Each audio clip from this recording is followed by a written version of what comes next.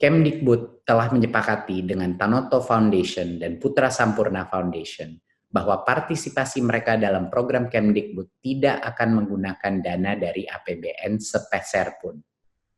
Mereka akan mendanai sendiri aktivitas programnya tanpa anggaran dari pemerintah.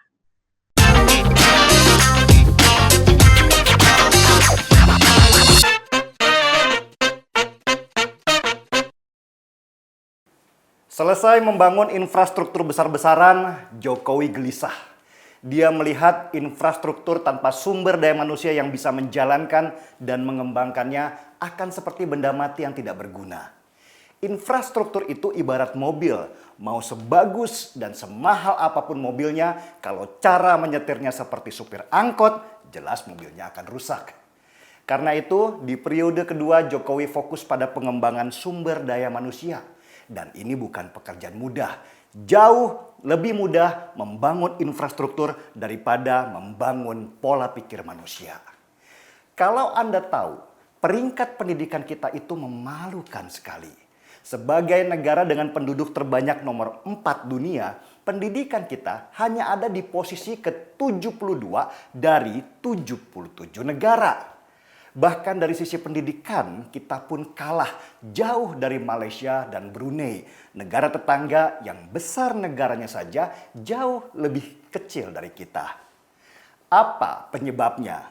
Menurut lembaga survei dunia, PISA, sistem pendidikan kita masih menganut sistem feodalistik, di mana guru lebih banyak bicara dan siswa hanya menjadi pendengar saja. Secara psikologis, siswa jadi rendah diri ketika terjun ke dunia kerja. Dan akhirnya mereka cenderung menjadi pekerja kasar, bukan pembuat kebijakan. Ini masalah sudah puluhan tahun lamanya dan tidak pernah diubah oleh menteri-menteri pendidikan meski sudah berganti-ganti kebijakan. Jokowi akhirnya mengambil langkah ekstrim dengan membujuk Nadiem Makarim, founder Gojek, untuk menjadi menteri pendidikan. Langkah Jokowi ini seperti biasa diprotes banyak orang karena mereka ragu, bisakah Nadiem yang baru berusia 36 tahun itu memegang lembaga sebesar dunia pendidikan? Apalagi Nadiem adalah praktisi, bukan berbasis pengajar. Banyak ejekan yang terlontar ketika Nadiem akhirnya mau menerima pinangan Jokowi dan membaktikan dirinya sebagai menteri. Meski dia harus meninggalkan perusahaannya yang sekarang nilainya hampir mencapai 150 triliun rupiah. Dan yang namanya Jokowi, presiden keras kepala ini semakin diremehkan semakin jadi.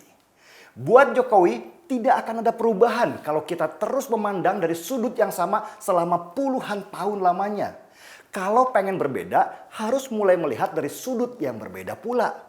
Dan Nadiem adalah sudut yang berbeda dalam melihat bagaimana kelak dunia pendidikan kita ke depan.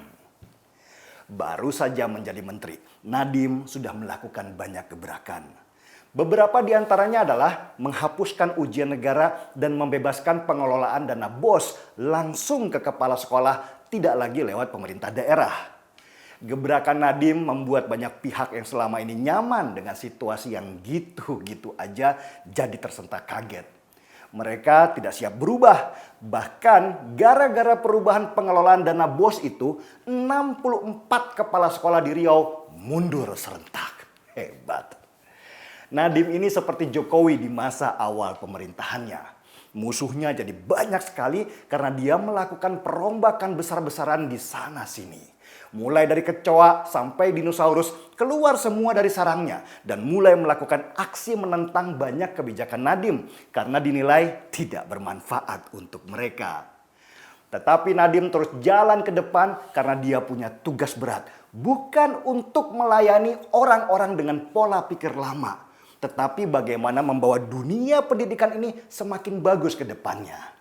Dan salah satu lembaga yang selalu mengkritik kebijakan baru Nadiem adalah Persatuan Guru Republik Indonesia atau PGRI. Sejak awal PGRI seperti tidak suka Nadiem menjadi menteri, sehingga apapun kebijakannya salah terus di mata PGRI. Jadi kalau di tataran nasional ada komunitas Salawi atau semua salah Jokowi, Kalau PGRI menerapkan konsep salah dim atau salahkan semua pada Nadiem. Program terbaru Nadiem Makarim yang dikenal dengan panggilan Mas Menteri ini adalah program organisasi penggerak atau yang dikenal dengan nama POP. Tujuan dari POP ini adalah untuk mencari model pendidikan yang terbaik untuk Indonesia sekaligus menggerakkannya. Nadiem ingin melibatkan banyak organisasi masyarakat yang selama ini berjuang sendiri-sendiri untuk meningkatkan kualitas pendidikan Indonesia menjadi satu ikatan bersama. Mungkin Nadiem teringat pelajaran waktu kecil dulu. Kalau lidi jika dijadikan satu bisa menjadi sapu. Dan tujuan program ini bagus sebenarnya. Tapi mungkin kekurangannya adalah Nadiem tidak banyak melakukan komunikasi, terutama kepada organisasi masyarakat yang sudah lama ada seperti Nahdlatul Ulama dan Muhammadiyah. Yang terjadi adalah NU dan Muhammadiyah mundur dari program POP itu, meski sudah ditetapkan untuk menerima dana 20 miliar rupiah. Saya juga tidak tahu alasan sebenarnya, tetapi banyak media yang mengatakan mundurnya NU dan Muhammadiyah sebagai aksi protes karena dianggap seleksinya tidak transparan. Sehingga memenangkan dua lembaga seperti Putra Sampurna Foundation dan Tanoto Foundation yang juga mendapat dana seperti mereka. PGRI juga ikut-ikutan mundur. Kalau ini sih sudah saya duga. Karena kalau dilihat dari track record mereka pasti mendukung apapun yang menentang Nadiem. Nadiem yang sejak remaja banyak di luar negeri mungkin lupa kultur budaya kita yang masih menganut konsep unggah-ungguh dalam melakukan sesuatu. Dia lupa menuakan NU dan Muhammadiyah karena terbiasa di luar negeri dalam mengambil keputusan. Kalau gaya begini, saya harus angkat kopi untuk Jokowi yang bisa berlaku tegas ke satu sisi tapi tetap hormat kepada hierarki. Akhirnya sebelum polemik panjang, Nadiem Makarim pun meminta maaf kepada NU, Muhammadiyah, dan PGRI. Sebuah kebesaran jiwa yang luar biasa dari seorang Nadiem Makarim dalam posisinya sebagai menteri dan punya kekayaan lebih dari 1 triliun rupiah itu. Nadiem pun meminta Putra Sampurna dan Tanoto Foundation untuk tidak menerima dana dari Kementerian Pendidikan. Tetapi tetap meminta mereka untuk ikut serta dalam program ini dengan dana mereka sendiri. Dan dua lembaga itu setuju karena tujuannya bukan untuk kepentingan pribadi tetapi demi masa depan bangsa ini. Seharusnya NU dan Muhammadiyah sebagai orang tua bisa menerima permintaan maaf Nadiem Makarim dan duduk bersama membangun sistem yang benar supaya kualitas pendidikan kita lebih bagus ke depannya. Niatnya Nadiem bagus, tapi mungkin ada hal yang harus diperbaiki dalam pelaksanaan.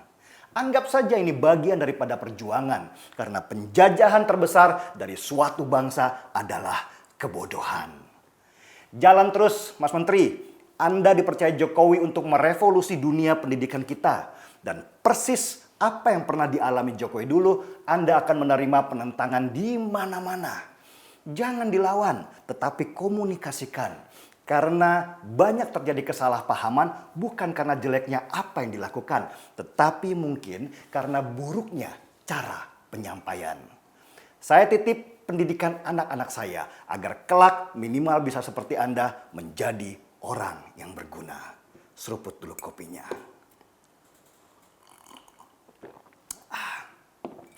Markidim, mari kita dorong Nadiem. Saya Denny Siregar, kita di acara Timeline.